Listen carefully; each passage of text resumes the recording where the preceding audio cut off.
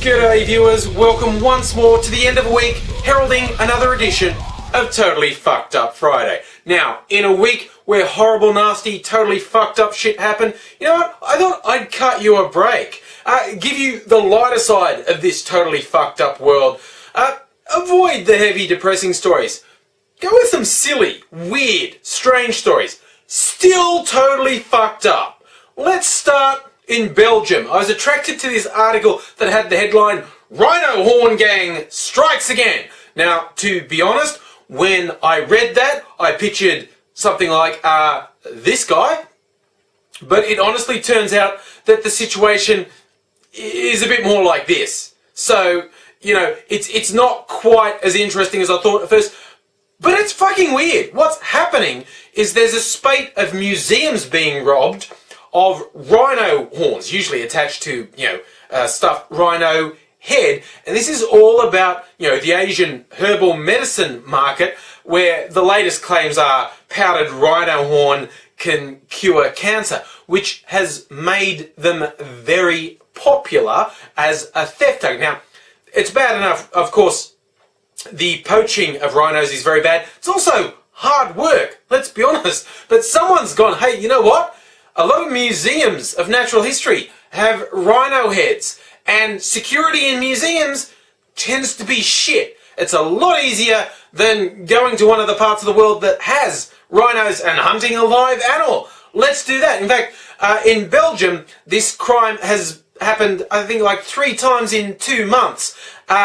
It's a crime spree of rhino kidnappings, dead rhino kidnappings, and it's been blamed on an Irish gang, and the police haven't... Wait, the police don't know who they are, but it's like... In Bruges, I've cracked the case! Someone arrest Colin Farrell! He's behind these totally fucked up crimes! Let's stay in the third world, this time Italy, where the Colosseum has seen its first actual clash between gladiators in a good long while. Well, I'm stretching the truth a bit there. What happens outside the Colosseum, and honestly, similar things happen in tourist traps all around the world.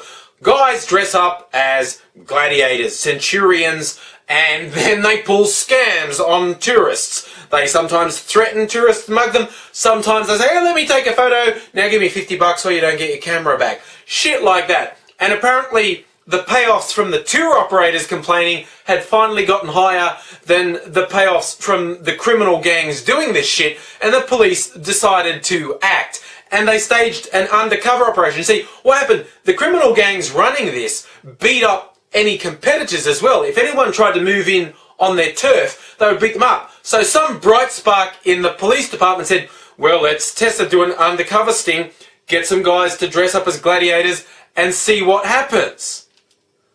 The fuck did they get anyone to volunteer for that? Just like the logic, okay, if someone dresses up as a gladiator and goes in there, they get beat up. Hey Mario, here's an idea.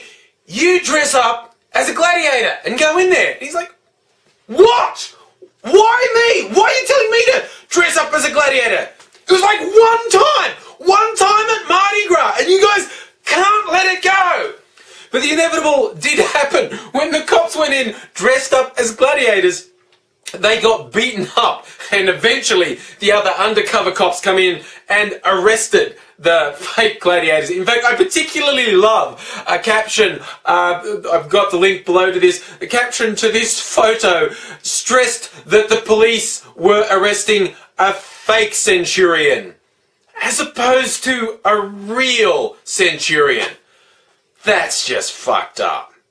And I've got to touch on a story that was pretty big online this week. The suggestion that Ernie and Bert, longtime housemates from Sesame Street, should get married. You know, to mark gay marriage being legal in New York. You know, it's becoming more accepted. Bert and Ernie should be role models and get married.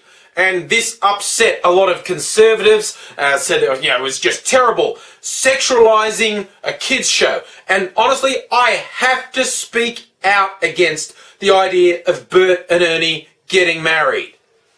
Not because it's sexualizing a kids show or promoting a gay agenda. Bert, Ernie's just wrong for you. You're in an abusive relationship, Bert. Yeah, Ernie is such a troll. I think he went on to found 4chan. All those things he does to you. He doesn't appreciate pigeons like you do. He doesn't understand your paperclip collection. That day when you got paint on your hand and you wanted to cover up and he made you go to the beach dressed in winter clothes. And when he ate your banana sundae and was telling you that gravy with ice cubes was just as good. Bert, get help. Find a refuge. You're not alone, Bert. You can get help. Don't marry Ernie. That relationship of yours, it's totally fucked up. And let's round up in the country of Jordan.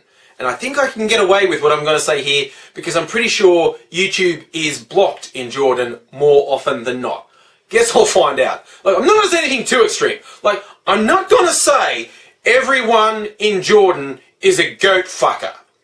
I'm just going to point out that they do have a most beautiful goat competition. Nothing weird, it's a female goat. You see in the picture, it's a female goat. Nothing, they're not sick. They don't go around calling male goats beautiful. Nothing, what does this for me in this picture? This guy, here. Look into his eyes. All he's saying is, soon, my beauty, soon, you will be mine.